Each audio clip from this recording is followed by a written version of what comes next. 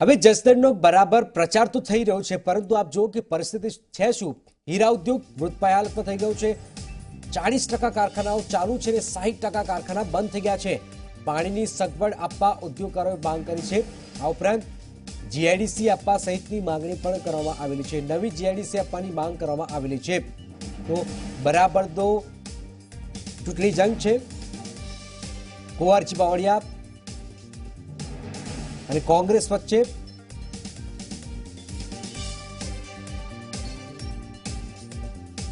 રક્ષિત પંડ્યા પાસે જોડાયા છે જસદણથી. રક્ષિત, આ છેલ્લો રવિવાર છે અને ખાસ કઈ રીતે પ્રચાર થઈ રહ્યો છે અને કેવો માહોલ છે ત્યાં? ચૂંટણીનો માહોલ બની રહ્યો છે?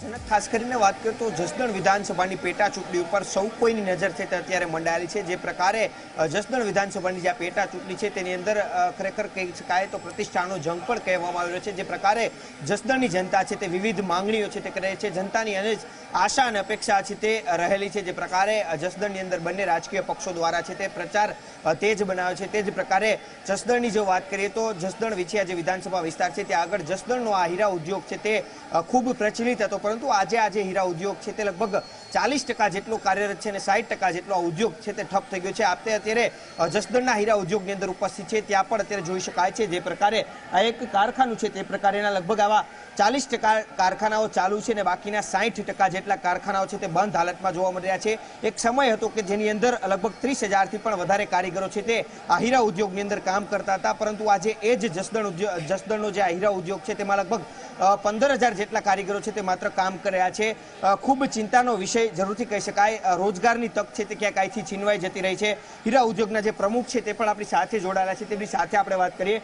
શું કહેશો, જે પ્રકારે વિધાનસભાની પેટા ચૂંટણી નજીક આવી રહી છે, આપણો જે હીરા ઉદ્યોગ છે તે ક્યાંક અત્યારે મૃતપાય અવસ્થામાં જોવા મળ્યો છે, શું આપની આશા અપેક્ષા છે?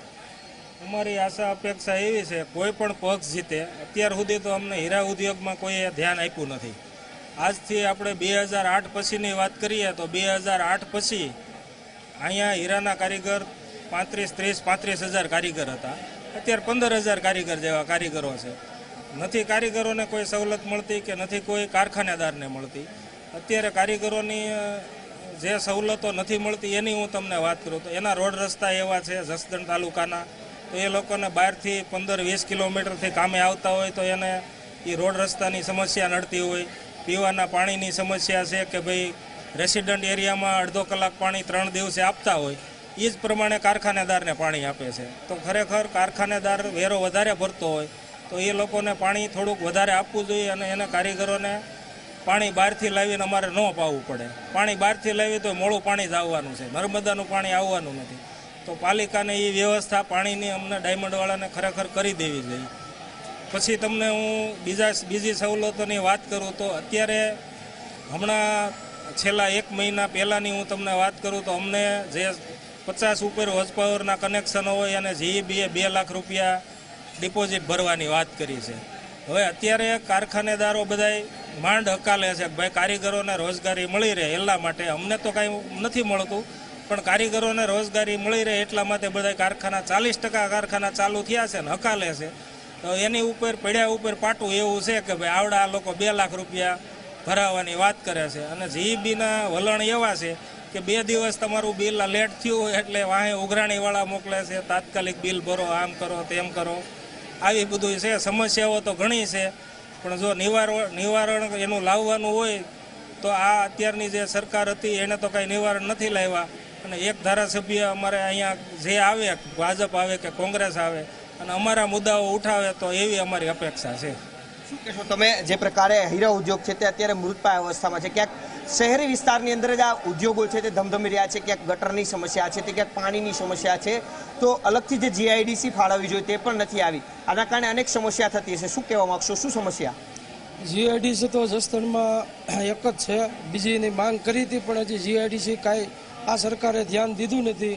અને પાણીની સમસ્યા અમારે કારખાને અડધી કલાક જે ગામમાં પાણી આપે એટલું જ આપે, અને અમે જે ટેક્સ ભરી છીએ પાણીનો એ 12,000 રૂપિયા અમે ભરી છીએ તો અમને અડધી કલાક જ પાણી આપે છે. અહીંની નગરપાલિકા બહુ ભ્રષ્ટાચાર છે પૂરેપૂરો. રોડ રસ્તામાં તમે રાતે ઉઠો, સવારે ઉઠો એટલે સવારમાં રોડ બની ગયો હોય, પાટું મારો એટલે એ રોડ પાછો સવારે ઉખડી હોતો ને જાય તરત. ફૂલ ભ્રષ્ટાચાર જ કરે છે આ સરકાર. શું કહેશો? હીરા ઉદ્યોગના એક ઉપપ્રમુખ છો આપ, એસોસિએશનના ઉપપ્રમુખ છો, બીજી કઈ તમે માંગ કરી રહ્યા છો સરકાર પાસે? સરકાર આ હીરામાં ડાયમંડમાં જો ધ્યાન દે તો થોડુંક સારું રહેશે, નકર આ ડાયમંડનો ધંધો હાવ ભાંગી જાય એમ છે. આવતા દિવસોની અંદર આ ડાયમંડનો ધંધો છે તે સાવ મૃત થઈ જાય તેવી પણ શક્યતા સેવાઈ રહી છે. તમે શું આવનારા જે ધારાસભ્યો છે તેમની પાસે આશા અપેક્ષા રાખી રહ્યા છો? મારી ધારાસભ્યશ્રીને એક એવી રિક્વેસ્ટ છે કે આજે 2 દાયકા પહેલાં તમે જુઓ તો આ હીરા ઉદ્યોગ છે ટોપ લેવલ ઉપર હાલતો હતો. પ્લસ જેમ જેમ વર્ષો જતા ગયા તેમ હીરા ઉદ્યોગમાં છે ને કતલતી સ્થિતિમાં ધકેલાઈ ગયો. એનું સ્પષ્ટ કારણ એક જ છે કે આજે નાનો માણસ છે, જે નાના એકમો 5-25 ઘંટી ચલાવનારા એકમોના જે શેઠિયાઓ છે એ હેન્ડ્રોપ જઈ શકતા નથી. ત્યારે આને રફ હીરાની જે ટ્રેડિંગ માર્કેટ છે હેન્ડ્રોપ અને દુબઈમાં આવેલી છે. 1980ના દાયકામાં ઇન્દિરા ગાંધીની સરકાર હતી ત્યારે ડીટીસી કંપની, આલ્રોસા કંપની અને આપણે ડીબીએસ કંપની, આ કંપનીઓના વડાઓએ ભારતમાં રફ હીરાની ટ્રેડિંગ માર્કેટ ખોલવા માટે પરમિશન માગી હતી. ત્યારે આ ધનિક વેપારીઓએ એનો વિરોધ કર્યો હતો, કારણ કે ખુદ પોતાના પગ ઉપર કુવાડો. જે પ્રકારે જસદણની ચૂંટણી આવી રહી છે, પ્રાથમિક સમસ્યા તમારી શું આવીની? પ્રાથમિક સમસ્યા એ છે કે ખરેખર આ ઉદ્યોગને સરકાર ધ્યાન આપે, આ ઉદ્યોગ ઉપર, અને આ ઉદ્યોગની યોગ્યતા મુજબ જે કાંઈ પ્રશ્નો છે એનું નિરાકરણ કરે. બીજા નંબરમાં કે આ ઉદ્યોગ ખેતી ઉદ્યોગ છે એની સામે તો આજે ખેતી ઉદ્યોગમાં દુષ્કાળ જેવી પરિસ્થિતિ છે, ખેડૂતોના ઘરમાં કાંઈ છે નહીં, ત્યારે ખેડૂત વર્ગ પણ આ હીરા ઉદ્યોગમાં સંકળાયેલો છે, જેના થકી એનું ઘર ગુજારણ ચાલી રહેશે. પણ બીજી સમસ્યા એવી છે કે આજે ખેડૂતોને જે પશુઓ છે, પશુઓને ઘાસચારાની સમસ્યા એક મોટી ઊભી થઈ છે. હવે એક ખેડૂત પરિવારમાં 1 સભ્ય કે 2 સભ્ય કામ કરતા હોય તો ઘરનું ગુજારણ ચલાવવું કે ઘાસચારાની પ્રબંધ કરવો, એના માટે સરકારને મારી એક સીધી રિક્વેસ્ટ છે કે ઘાસચારા માટે કોઈ પણ રીતે જેમ બને તેમ જલ્દી કરો અને ઘાસચારાની સુવિધા કરો. પ્લસ આ ખેડૂતોને આજે 2-3 વર્ષથી વીમા મળ્યા નથી, દુષ્કાળગ્રસ્ત જાહેર કરી દીધો, પણ એને વીમાની આયોજન થાય, તાત્કાલિક આ વીમાનું ચૂકવણું થાય એવી મારી માનનીય સરકારને અરજ છે. ચોક્કસથી ખાસ કરીને હીરા ઉદ્યોગની વાત કરીએ તો જે પ્રકારે ખેડૂતો છે તે હવે ક્યાંક હીરા ઉદ્યોગ તરફ વળી રહ્યા છે, તે પણ આવ્યા છે, તે પોતાના રોજગાર માટે આવતા જઈ રહ્યા છે. જે પ્રકારે જે 60% જેટલો હીરા ઉદ્યોગ છે તે જસદણનો ઠપ થઈ ગયો છે. જીઆઈડીસીની માંગ છે, અલગ જીઆઈડીસી આપવી જોઈએ, પાર્કિંગની સમસ્યા છે, તદુપરાંત પાણી છે તે પૂરતું નથી મળતું. આવા અનેક સમસ્યાથી આ હીરા ઉદ્યોગ છે તે પીડાઈ રહ્યો છે. ત્યારે આવતી જે સરકાર છે તેમની પાસે આવા અનેક સમસ્યાઓને નિરાકરણ માટે થઈ અને આશા રાખી રહી છે. ત્યારે આગામી 23 ડિસેમ્બરના રોજ જે પરિણામ અને ત્યારબાદ જે નવી કોઈ પણ ધારાસભ્ય તે આ હીરા ઉદ્યોગની જે માંગણી છે તે સ્વીકારશે કે નહીં તે તો આવનાર સમય જ બતાવશે. જરૂર છે કે એક સમયે 30 થી 35 હજાર લોકો હીરા ઘસતા હતા, હવે સંખ્યા ઘટીને 14 થી 15 હજાર થઈ ગઈ છે, મતલબ કે અડધી થઈ ગઈ છે. સમસ્યા